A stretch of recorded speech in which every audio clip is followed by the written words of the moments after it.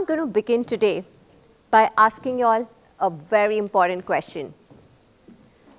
Do you all like my outfit? Raise your hands if you all like it.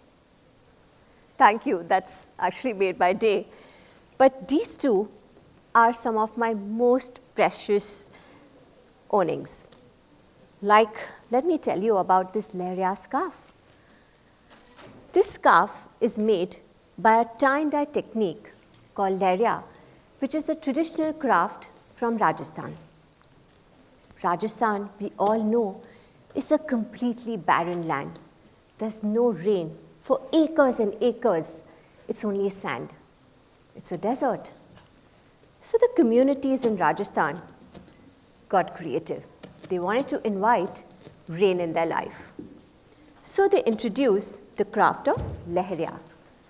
Leria is leher, waves. What a beautiful way of invoking the rain god, isn't it? There's one more fact around Leria. It is said that when a married woman wears a Leria saree, dupatta, and if it rains, it is said that she remains sada suhagin.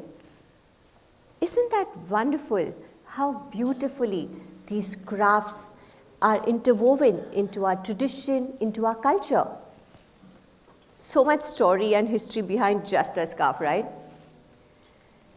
But what is just a scarf for many of us actually carries the history, the struggle, and livelihood of an entire community. This scarf, which is hand woven bit by bit, thread by thread, with so much love, precision, that the maker is most likely to never forget it. Because these crafts are so embedded into their consciousness. A single craft has the power to carry the story of an entire community. Where it started, how it started, where it thrived, how it thrived. Most importantly, it travels from generation to generation. But who are these people? Who are these communities? They are our artisanal community of India. They are the second largest employment in India. They are the torchbearers of our country's cultural legacy. Here's another fact. India has the largest and the widest artisanal base in the world. They are the backbone of India's non-farming rural economy. 23 million people earn their livelihoods through these crafts. India has 29 states and about 30 crafts that are unique just to fabrics. Pashmina in the north, Kanjivaram in the south, Jamdani in the east, Paithani in the west. Each state in India has a unique craft. Each state in India has a unique weave. Each state in India has a new way of wearing their same 6 yards. Each state in India has a new way of wearing their headgear. Topi to a safa to a turban. Isn't it amazing how you can identify a person's tradition, his roots, just by this simple detail?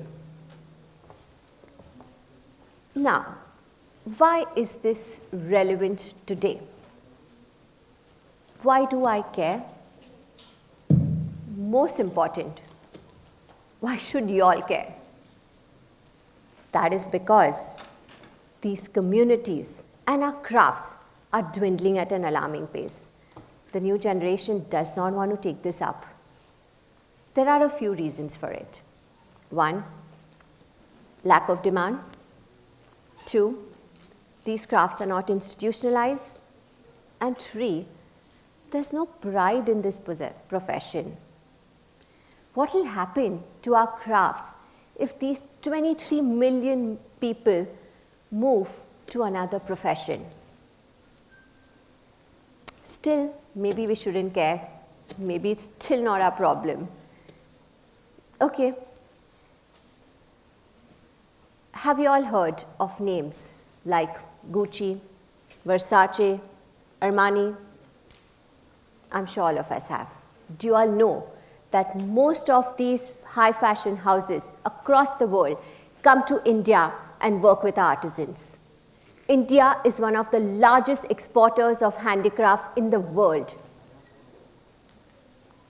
If we lose these communities, we lose our unique identity as Indians. Our culture is our identity. If we lose them, we lose our global economic advantage. Can you imagine an India without these Banarasi sarees, Tanjore painting, Fulkari, any of our weaves, any of our crafts, this culture? For me, that's really close to my heart. I have a personal story to share over here. While I was visiting some of these craft pockets in Rajasthan, I saw this old lady. There was embroidering. We all know that women in Rajasthan do farming, take care of their kids, and whenever they find time, they sit in their veranda and do embroidery. They all sing along and have a very good time just doing these absolutely colorful, beautiful clothes that we all see in Rajasthan. So this old lady was embroidering this absolutely exquisite piece of cloth. With my love for crafts and artifacts, I landed up asking her if I could buy this. She completely declined. I was surprised. She told me she started embroidering this piece of cloth when her grandchild was born. And she's going to be gifting this to her when she gets married. Wow! That's about 18 to 20 years of embroidering the same piece of cloth. That to me, friends, is true luxury. Luxury with a purpose. Luxury that is meaningful. Luxury is not about a price tag. Luxury is not about anything that is factory made. Luxury is not a logo. Luxury comes with hand craftsmanship. Anything that is mass made across anywhere in the world, do you think it will come close to something that is handmade? It can't. Like this piece of jacket that I'm wearing. When you wear a piece that is handcrafted, you're wearing a piece of our legacy, of our heritage. Now this is made with a technique called ektar. Ektar technique exists in a few parts of India. Ektar is a single thread. In a needle, you can take 4 threads, 5 threads, 10 threads. The more threads you take, the faster it is to embroider. But this is made with a single thread of resham in a needle. Ektar. You can imagine how the master craftsman needs to be to embroider a piece like this. They have dedicated their entire life just for one craft. The master craftsman needs to be almost below the age of 40, work only in sunlight. That is true craftsmanship. The truest form of luxury is handcrafted products. Most of the crafts in India are now passed on just by generation to generation and mostly by father to son. That's why a few crafts are dwindling, because there are very few practitioners left. But what can all of us do to support and help these crafts to survive? I have a few suggestions here. 1, bringing awareness. Talks like today, where cultural sustainability is as important a dialogue as environmental sustainability.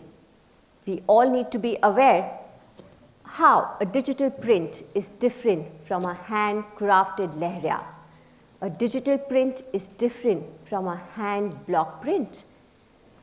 A power loom is different from a hand woven saree.